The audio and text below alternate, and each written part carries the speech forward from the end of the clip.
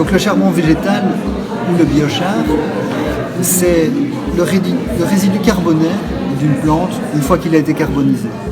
Donc on a en fait son squelette, c'est principalement donc du carbone avec une multitude de surfaces, une multitude de trous qui vont pouvoir permettre d'absorber le nutriment pour qu'il soit disponible pour les plantes, mais aussi les micro-organismes qui vont pouvoir faire la symbiose entre les plantes, les micro-organismes et le sol.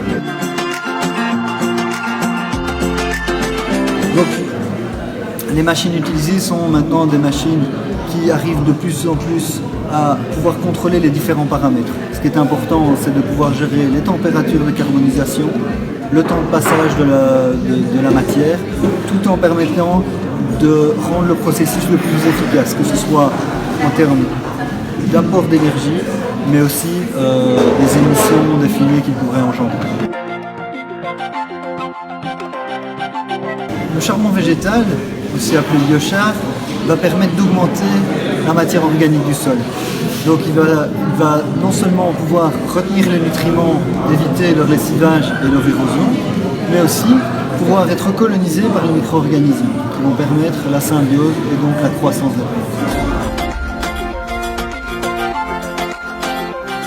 Alors, le charbon végétal en amendement de sol, donc souvent on dit que c'est une tonne à l'hectare.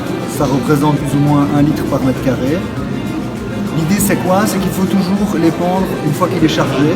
Donc soit on l'épand avec du compost, soit avec de l'engrais minéral classique.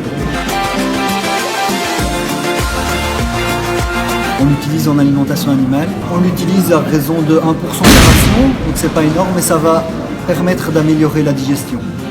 En améliorant la digestion, eh bien, finalement, il y a moins de rejet. On va mieux convertir les protéines végétales en protéines animales.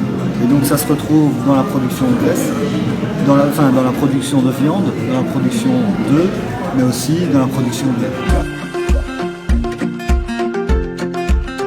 Pour du paillage, en fait, on utilise le charbon parce que les animaux, c'est comme nous. On n'aime pas être dans un environnement qui sent mauvais, dans une étable où on a des fortes odeurs d'ammoniac. Et bien finalement, c'est toute cette azote qui est libérée et qui sent très mauvais. Tandis que le charbon permettra de le capter et puis ensuite il pourra être répandu et servir dans le jus. C'est ça le protapane. Alors, le charbon végétal, on peut le trouver chez le producteur. Donc nous, chez Greenposh, nous sommes situés près de Fleurus, entre les 3 provinces du Hainaut, de Namur et du Brabant wallon. C'est également disponible sur le site internet greenposh.com. Et pour le sud du pays, vous avez un producteur à Bastogne, à la microferme du Conceret.